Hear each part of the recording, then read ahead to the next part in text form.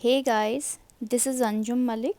Today we are going to learn about New Impressionism. New Impressionism art movement France में शुरू हुआ।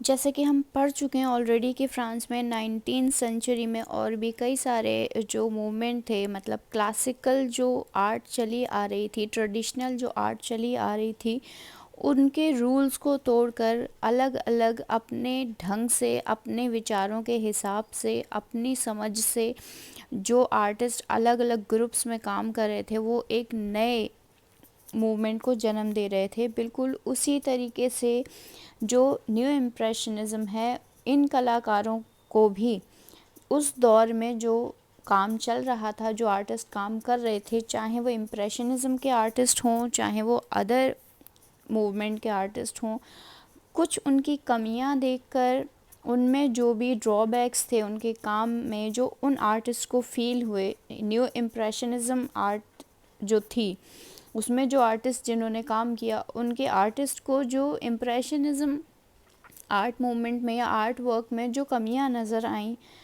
उनसे बाहर निकलकर उन्होंने काम करने की कोशिश की है इसमें। ठीक है, न्यू इम्प्रेशनिज़्म आर्टिस्ट जो थे, इन आर्टिस्ट का ये बिलीव था कि जो कला है और जो विज्ञान है उसे हम साथ साथ लेकर अगर चलते हैं तो हम बहुत आगे तक कला को लेके जा सकते हैं, हम बहुत कुछ अचीव कर सकते हैं। अगर हम शॉर्ट में इस चीज़ को देखें तो उनका मानना था कि अगर हम विज्ञान की सहायता लेते हैं तो हम कला में बहुत आगे तक जा सकते हैं, कला में बहुत सारे अचीवमेंट हासिल कर सकते हैं। जबकि जो इम्प्रेशनिस्ट आर्टिस्ट थे, उनको वो जो काम अपना करते थे उसमें नेचर, आउटडोर ब्यूटी को रियलिस्टिक तरीके से अपने काम में दिखाने की कोशिश किया करते थे।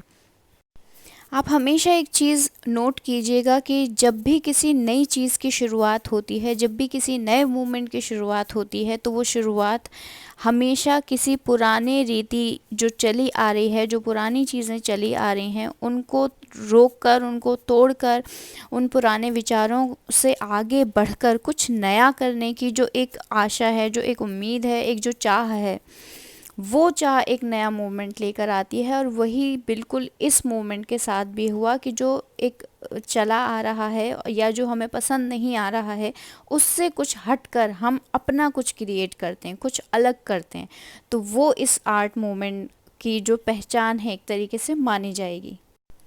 इस आर्ट मूवमेंट को जिन्होंने शुरू किया वो जॉर्ज सौरा थे। उन्होंने अपने काम को इम्प्रेशनिज़्म से हटकर एक नए स्टाइल में डेवलप करने की कोशिश की, तो इसीलिए इस आर्ट मूवमेंट के जो शुरुआत करने वाले कहे जाते हैं वो जॉर्ज सौरा कहे जाते हैं। गाइस, वीडियो आगे ले जाने से पहले मैं आप लोगों से रिक्वेस्ट करना चाहूँगी, अगर इस चैनल को आपने अभी तक सब्सक्राइब नहीं किया है सो प्लीज़ डू सब्सक्राइब।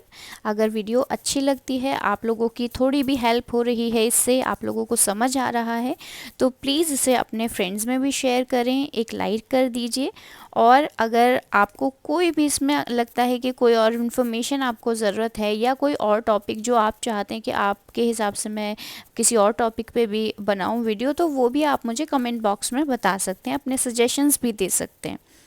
सो अब हम अपनी वीडियो को आगे लेके जाते हैं जो हम स्टडी कर रहे थे। गाइस, अब हम डिस्कस करेंगे जो न्यू इम्प्रेशनिज़्म है उसका की आइडिया क्या था, क्या उसके उद्देश्य थे, क्यों इन आर्टिस्ट ने इस मूवमेंट को शुरू किया, इसके बारे में हम थोड़ी सी चर्चा करेंगे।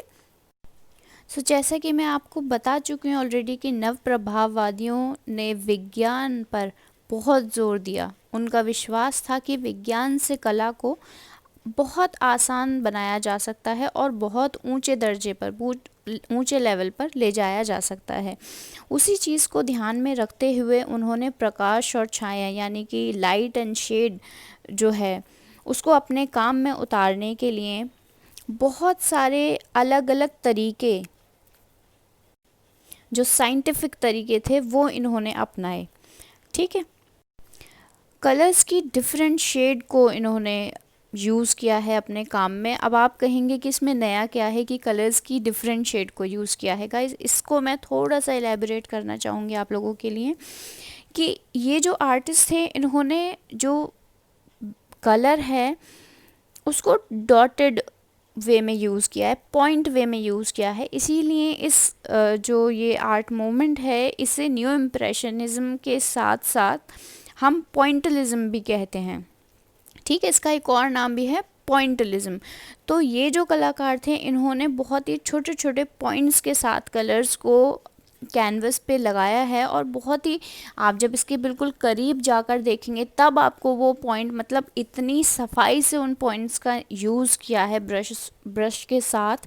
और कलर्स को भी उन्होंने जो यूज़ किया है वो सिर्फ ऐसे नहीं कि एक शेड बनाया और लगा दिया, नहीं, उस शेड को बनाने के लिए डिफरेंट जो कलर्स के डॉट यूज़ किए हैं लगाकर उस कैनवस पे, वो बहुत कमाल का है। जब आप बिल्कुल पास जाकर देखेंगे तब आपको वो डॉट्स नज़र आएंगे कि ओ एक्चुअली ये डॉट्स में काम किया गया है। बट आज जब आप दूर से देखते हैं इन कामों को तो आपको बिल्कुल ऐसा एहसास नहीं होगा कि ये डॉट्स हैं, क्योंकि वो इतने महीन और इतने बारीक पॉइंट्स हैं, डॉट्स हैं, और कलर्स को इतने अच्छे ढंग से यूज़ किया है कि आप बिल्कुल ये चीज़ नहीं दूर से देखकर पता लगा सकते कि ये एक्चुअली डॉट्स हैं।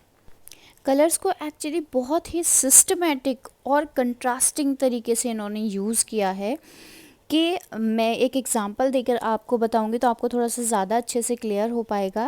लाइक अगर उनको एक शेड दिखाना है, हल्का ग्रे का शेड दिखाना है, तो उसमें उन्होंने एकदम से ग्रे शेड मिला के मिक्स करके डॉट नहीं लगाए हैं। वहाँ पे उन्होंने ब्लैक, वाइट और ग्रे कलर तीनों का यूज़ किया है, और जब वो आप देखते हैं तो मतलब बिल्कुल मंत्रमुग्ध हो जाते हैं। मैं ये कहना चाहूँगी इस बारे में। कलर्स का जो मीडियम है, मतलब रंगों के माध्यम से जो विजुअलाइजेशन है, उस इमेज को, जो विजुअल इमेज है उसको इतना ज़्यादा प्रभावशाली, इतना ज़्यादा इम्प्रेसिव उन्होंने बनाना चाहा है कि एक एक टोन आपको नज़र आती है। कलर की हर एक टोन आप अगर करीब से देखते हैं तो आपको नज़र आएगी इसमें। गाइज, एक और बहुत इम्पॉर्टेंट इनका जो काम करने का जो तरीका है उसमें ये पॉइंट है कि इन्होंने इमोशनल स्टेट और जो विजुअल इमेज है उसके बीच एक बहुत ही कमाल का बैलेंस बनाया है अपने काम के अंदर। कभी भी आप जब आर्टिस्ट का काम देखते हैं तो या तो आप देखेंगे कि मतलब उसमें कॉन्सेप्ट है, कॉन्सेप्ट के आप दीवाने हो जाते हैं। कभी आप देखेंगे कि रियलिस्टिक काम किया है, उसके आप दीवाने हो जाते हैं। लेकिन इन आर्टिस्ट ने क्या किया है, इन आर्टिस्ट ने कॉन्सेप्ट को भी पकड़ा है, और एक जो विजुअल एक इम्प्रेशन जो होता है कि विजुअली देख के आपको बड़ा मज़ा आए, उस चीज़ को भी बखूबी पकड़ने की और बैलेंस दोनों चीज़ों को करने की बहुत अच्छी कोशिश की है। अब मैं आपको बताना चाहूँगी कि जो इनके सब्जेक्ट थे वो किस तरह के हुआ करते थे। गाइज, इन्होंने जिन सब्जेक्ट्स पे काम किया है, असल में क्या है कि 19th सेंचुरी जब हमारी चल रही है उस दौरान बहुत सारे बदलाव हो रहे थे, चाहे वो राजनीतिक हों, चाहे वो लोगों के रहन सहन में हो, चाहे आप इंडस्ट्रियलाइजेशन देखें उसमें बहुत सारे बदलाव हो रहे थे। तो एक आम इंसान जो है उसकी ज़िंदगी में बहुत बदलाव आ रहा था, चाहे वो मशीनों के थ्रू हो, ठीक है। तो उस लाइफ को, एक जो जीने का नज़रिया, एक जो जीने का तरीका है, सॉरी, उसको कैसे चेंज कर रहा है एक मॉडर्न एरा, उसको अपने काम में बखूबी इन्होंने दिखाने की पूरी पूरी कोशिश की है। इसी बात को मैं प्रूफ करने के लिए मैं आपको बताना चाहूँगी, जो पेंटिंग है a Sunday afternoon on the island of La Grande Jatte, ठीक है। ये आप लोग स्पेलिंग जो है वो प्रॉपर, जो मैंने इमेज डाली है उसमें से आप लोग वीडियो रोक के प्रॉपर स्पेलिंग आप ज़रूर लिखिएगा। तो ये जो पेंटिंग है गाइज, इस पेंटिंग में बखूबी वो चीज़ पता चलती है, समझ में आती है कि एक जो मॉडर्न लाइफ है और वो लोग अपना संडे जो फ्री टाइम है वो कैसे इंजॉय कर रहे हैं। आप जब इस पेंटिंग को देखना शुरू करते हैं, जो पर्सपेक्टिव आपको इसमें नज़र आ रहा है कि लोग कैसे इंजॉय कर रहे हैं, रिलैक्स कर रहे हैं, ब्यूटी को, एनवायरनमेंट को इंजॉय कर रहे हैं, तो वो चीज़ आपको देखकर पता चलती है। और साथ ही साथ आप जब उनकी वेशभूषा देखते हैं, आप जो उनका पहनावा है वो देखते हैं, तो आपको ये देखकर फील होगा, ये फील आएगा कि वो सभी लोग जो उस पेंटिंग में नज़र आ रहे हैं वो लोग एक ऊंचे तबके से ताल्लुक़ रखते हैं, अमीर लोग हैं, राइट।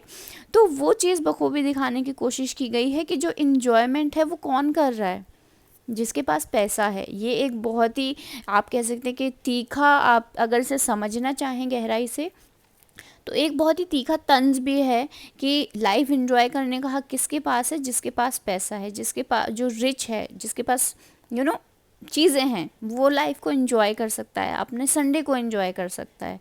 ओके, तो ये चीज़ बड़ी अच्छे तरीके से उन्होंने दिखाने की कोशिश की है। और यहाँ तक है कि मतलब साइंस को इतने अच्छे तरीके से जोड़ा है इस मूवमेंट से कि जो पॉल गॉगिन थे वो जॉर्ज सोरात को छोटा हरा रसायन शास्त्री पुकारा करते थे। तो आप इसी बात से अंदाज़ा लगा सकते हैं कि कितना महत्व रहा होगा विज्ञान का इस मूवमेंट में। इस बात से आप अच्छे तरीके से पता लगा सकते हैं। सो गाइस, इसके जो मेन आर्टिस्ट हैं वो जॉर्ज सोरात और पॉल सिन्यांग माने जाते हैं। इनके जो काम हैं उनके बारे में भी हम आगे डिस्कस करेंगे। जो जॉर्ज सोरात हैं, उनका एक बहुत ही फेमस काम है अ संडे आफ्टरनून, जिसका मैंने अभी जिक्र भी किया था आपसे। ये बहुत इनका बेहतरीन काम है जो कि इन्होंने 1884 में बनाया था। और जो दूसरे कलाकार हैं हमारे सोरात, उनका जो काम है श्रृंगार या मंच नृत्य, ये इनके बहुत अच्छे कामों में माने जाते हैं। बाकी इसके बारे में हम नेक्स्ट वीडियो में और अच्छे तरीके से डिटेल में सारी चीज़ों पर चर्चा करेंगे। सो गाइज़, मैं अब अपना वीडियो यहीं पर ख़त्म करती हूँ। अब thank you so much for watching and please like and subscribe my channel. And अगर आपको वीडियो अच्छा लगे, आपकी नॉलेज बढ़ी हो, तो प्लीज़ अपने फ्रेंड्स में भी ज़रूर शेयर कीजिएगा गाइज़, क्योंकि आपको पता है कि जितना आप ज्ञान को बांटते हैं उतना ही आपका ज्ञान बढ़ता चला जाता है। तो इस चीज़ के लिए आप लोग हमेशा प्लीज़ ध्यान रखें कि आपके साथ साथ दूसरों को भी आगे बढ़ाने की ज़रूर कोशिश करें। Okay, so thank you so much and good luck.